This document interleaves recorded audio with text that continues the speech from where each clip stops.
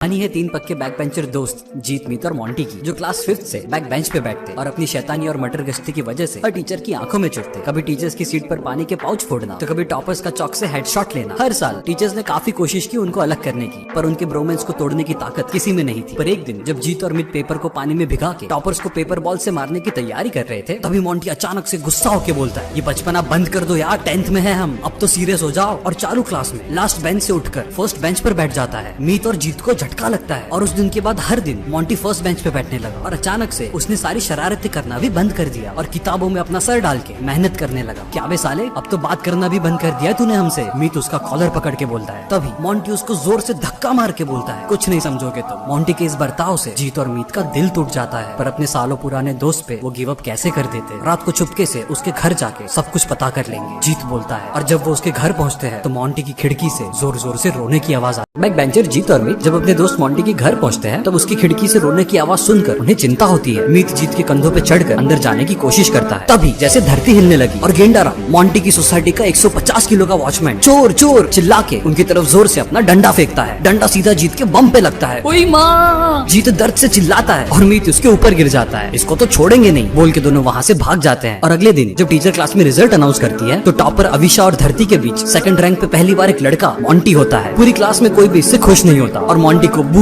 बू करने लगते हैं। तभी लास्ट बेंच से आवाज आती है, लाखों में एक चमकता सितारा मोंटी भाई दोस्त है हमारा, और जिसके भी मुंह से अब बू निकला। रिसेस में उसको जूता और बेल्ट से है कूटना। क्लास में सन्नाटा हो जाता है और दोनों उसको कांग्रेचुलेशंस बोलने के लिए गले लगने की कोशिश करते हैं। और तभी एक और बार दूर रहो मोंटी उनको जोर से धक्का मार के बोलता है, जितना भी हर्ट करना है ना कर ले साले। जीत बोलता है, हम कभी भी तुझ पे गिव अप नहीं करेंगे, भाई है तो हमारा। मीत बोलता है और गेंडाराम से युद्ध की तैयारी शुरू करते। मोंटी का अचानक से दोस्ती तोड़ना जीत और मीत को खल रहा था और इस सवाल का जवाब ढूंढने के लिए एक बार फिर रात के अंधेरे में मुंह पे मास्क पहनकर सोते हुए गेंडाराम को उठाकर बोलते हैं, हमें भगवान ने भेजा है आपके लिए। और गेंडाराम उठकर बोलता है, अब पुनिस भगवान है तो ये लीजिए भगवान जी, आपके लिए प्रसाद में 56 भोग है, आज मेरा बर्थडे है ना इसलिए। गेंडाराम फटाक से खाना झपेट लेता है। भाई क्या मिलाया तूने उसमें? उसने मेरा बम सुझाया था ना, तो बम का बदला बम से त्रिफ्लावटी मिलाई है, इससे गेंडाराम की लूज मोशन की नदियां बहेगी। जीत बोलता है, ओई माँ! दर्द से चीख के जैसे ही गेंडाराम वॉशरूम भागता है, जीत और मीत तुरंत खिड़की से कूद के मोंटी के रूम में पहुंचते हैं। और तभी माँ! मोंटी की नीचे से चीखने की आवाज आती है। दोनों तुरंत नीचे भागकर देखते हैं कि मोंटी की मम्मी, जिसको पिछले 3 महीनों से पैरालिसिस है, वो बेड से गिर गई है। तुम लोग क्यों आ गए, जाओ यहाँ से। मोंटी रोते हुए दोनों को धक्के मारता है। वो दोनों सब समझ जाते हैं और जितनी जोर से उसके धक्के थे उससे कई ज्यादा ताकत से दोनों उसको गले लगा कर बोलते हैं, तू अकेला नहीं है भाई, कितनी बार बोले कि हम है तेरे साथ। और तभी आंटी के सर से टपकते हुए खून पर जीत की नजर पड़ती है। मोंटी की मम्मी को उठा के तीनों दोस्त फटाफट से हॉस्पिटल ले जाते हैं और उनके इमरजेंसी वार्ड में जाते ही दोनों मोंटी से पूछते हैं, भाई कैसे और कब हुआ आंटी के साथ ये। और फाइनली मोंटी अपना सीक्रेट बताता है। काफी महीनों से हर रोज मम्मी पापा के बीच में झगड़े हो रहे थे और एक दिन पापा ने अचानक मम्मी पर हाथ उठा दिया और अगले ही दिन पापा की तरफ से डिवोर्स पेपर्स को देखकर मम्मी को हेमरेजिक स्ट्रोक आया। इतना कुछ हो गया और तूने हमें बताया तक नहीं। क्या बताता भाई कि जो इंसान 15 साल तक हमारा हिस्सा था परिवार को ठुकरा कर चला गया, या फिर वो माँ जिसने मुझे बड़ा किया आज खुद चलकर वॉशरूम तक नहीं जा पा रही। अब घर की लाइट बिल, यहाँ तक की सब्जी के पैसे के लिए हम रिलेटिव्स पे डिपेंड हो गए हैं। ये सब सुनकर जीत और मीत की आंखों में आंसू आने लगते हैं, पर बैक बेंचर्स अपने दोस्त के सामने रोते नहीं। पर इन सब में हमसे दोस्ती क्यों तोड़ दी? अगर मैं टॉप करता तो हर महीने 2500 रुपए की स्कॉलरशिप मिलती। तो मैंने खुद को प्रॉमिस किया कि जो दोस्त मुझे इस दुनिया में सबसे प्यारे है उनके सामने तक नहीं देखूंगा जब तक मैं टॉप नहीं करता। ये सुनकर जीत अचानक क्लास फायर अलार्म को मुक्का मार के पूरी लॉबी में वाटर स्प्रिंकलर्स एक्टिवेट करके भीग कर दोनों दोस्त अपनी आंखों से टपकते आंसू छुपाते हैं। साले तेरी मम्मी हमारी कुछ नहीं लगती, हमारे 5000 भी जोड़ लियो, हम भी टॉप करेंगे अब से। और तभी डॉक्टर दुखी नजरों से,